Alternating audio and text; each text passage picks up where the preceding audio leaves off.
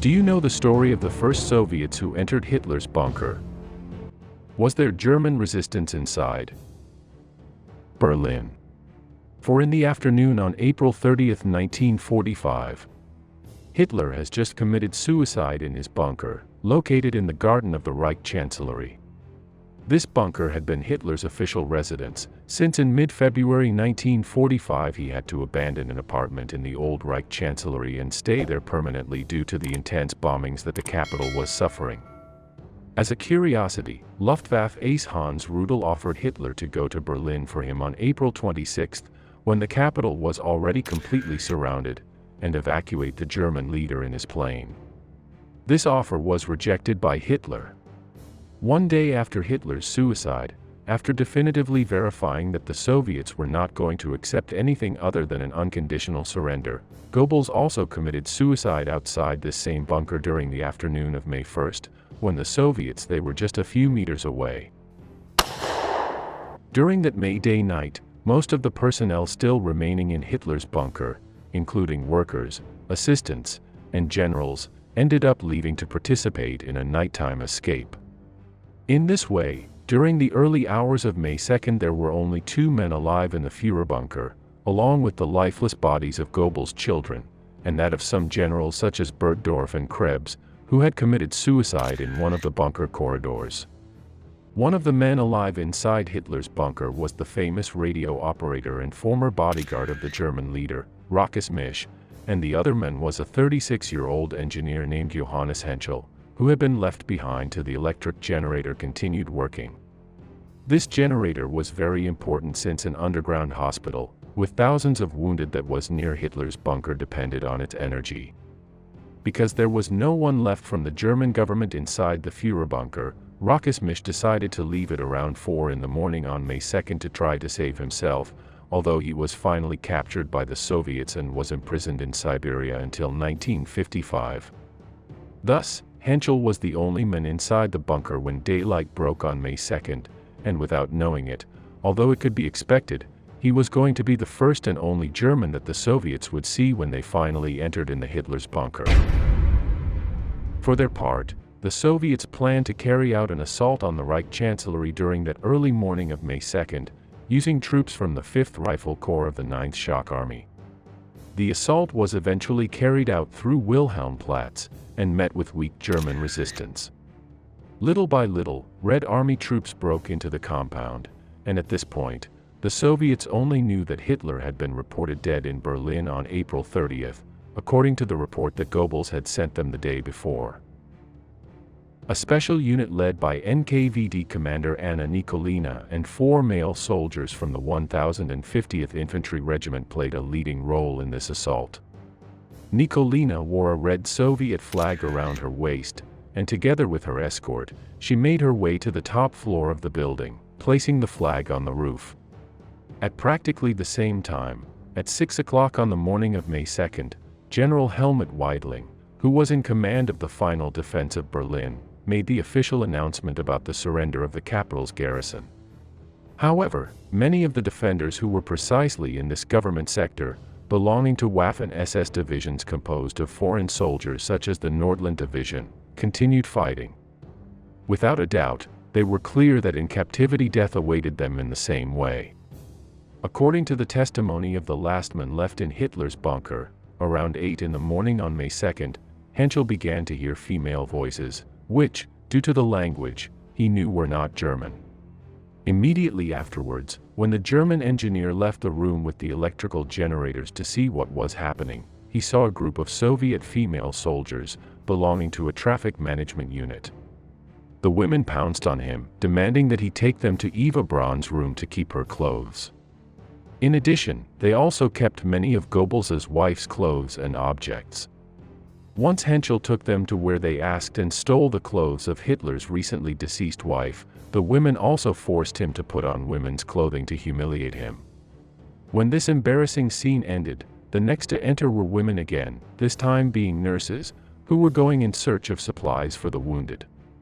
Just like the others, they also took all the clothes they could. A little later, between 9 and 9:30 in the morning, agents of the Soviet political police, also known as the NKVD, arrived to try to locate Hitler and other German leaders. This command acted directly under orders from Stalin, and as we will see later, not even Marshal Zhukov himself knew of its existence.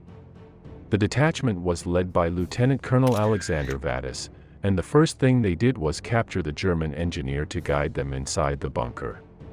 Since the Soviets did not trust the rooms to be booby-trapped, Henschel was ordered to open the door and enter each of the rooms first. As the German engineer later commented, at that time, fires had broken out in several rooms, including Hitler's study room, which led Soviet officials to think that there could be explosives. In addition, they were also afraid that there was a gas trap. Once Henschel showed them several rooms, and the Soviet officers saw that nothing was actually happening, and that the bunker was safe, they sent the German out after asking him where Hitler was, and cordoned off the bunker so that no one else could enter. From this point, the Soviet investigators were left alone in the bunker and began to search everything in search of any evidence that would indicate what had happened to Hitler. Lieutenant General Alexander Vadas was under pressure from Stalin, who wanted to know everything that had happened with Hitler in detail as soon as possible. Despite reports of his death, Stalin seemed to believe that Hitler was still alive. When Marshal Zhukov showed up at the Führerbunker that night with the intention of entering, Alexander prevented him from entering as Stalin had ordered him to do. The false excuse they gave Zhukov was that the bunker was full of traps and was too dangerous. However, Stalin was playing both sides by asking Zhukov to initiate his own investigation to determine what had happened to Hitler. As the search continued, a large number of Hitler's former staff were arrested attempting to escape from Berlin, and were quickly imprisoned for interrogation. In order not to miss anything, Stalin sent a man he trusted to supervise each of the interrogations, with a direct and secure telephone line to Moscow, through which Stalin was detailed word by word what each of the detainees had said. The first to be identified were the two bodies that were found in the Chancellery Garden on that same day, May 2nd. The examination carried out by Soviet investigators revealed that the male corpse was wearing a leg brace, and it was quickly learned that it was Goebbels. In any case, his head, although partially burned, was also quite recognizable. Added to the fact that several of the captured bunker attendants confirmed that those bodies belonged to Goebbels and his wife, the matter could be closed quickly.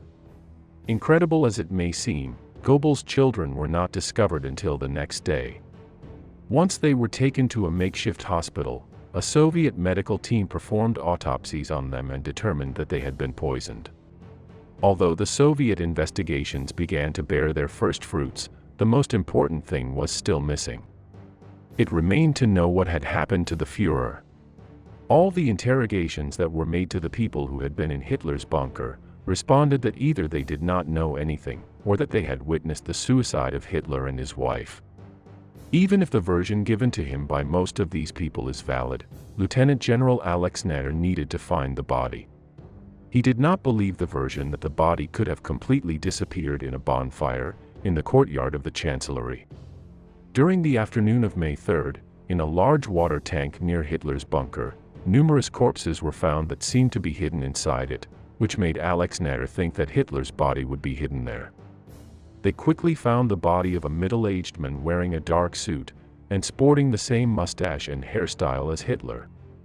The next morning, with greater light, the body was removed from the water tank and brought before 6 German witnesses who had previously been with Hitler. 5 said it wasn't Hitler, and 1 said it might be because they did look alike. The corpse attracted much Soviet attention and was photographed and filmed. The apparent cause of death was a bullet hole in the middle of the forehead, suggesting that the man had been executed. Later, many suggested that the body was that of one Gustav Velayer, who was neither more nor less than Hitler's double. Ultimately, the investigation determined that the man was not Hitler and the body was destroyed. One of the Soviet colonels who was part of this investigation detachment ended up finding the remains of 2 other burned bodies buried in the Chancellery Garden on May 4th, and once again raised hopes of finding Hitler. The autopsy determined that the female corpse belonged to a woman who matched all of Eva Braun's physical characteristics, although it was not 100% conclusive. Regarding the male corpse, matching it with Hitler's was also quite complicated. The autopsy revealed that the male corpse was 163 centimeters tall. However, Hitler was 174 centimeters tall, which made a difference of 11 centimeters in height. This difference in height is often explained as an effect of fire causing bodies to shrink. However, there was other evidence that did not fit the data we had about Hitler.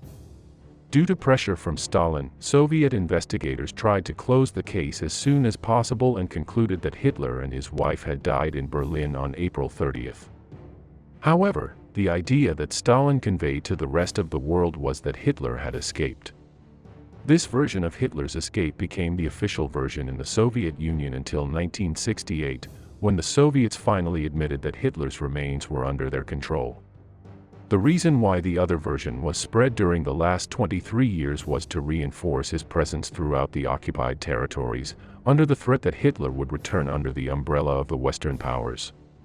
Well, now that we have seen what the Soviet entry into Hitler's bunker was like, and how the investigations developed during the following days, let's finally see what happened to the German engineer they found there. Once he was taken out of the bunker, having guided the Soviets inside, Henschel was imprisoned, and was subsequently charged with sabotage. They basically blamed him for the fires that had broken out inside the bunker and for hindering the investigation. After a 10-year prison sentence, the German engineer was released 4 years later, and it was then that he was able to start a new life in Germany. Finally, he died in Aachen in 1982. On the other hand, the radio operator Rokas Misch died in 2013, being the last living person who had known Hitler personally. So, what did you think of the story about the Soviets entering Hitler's bunker? If you are interested in analyzing what the final resistance carried out by the last Tigers in Berlin was like, I leave you the program that we recently uploaded about it in the description, along with the interview with Daniel Ortega.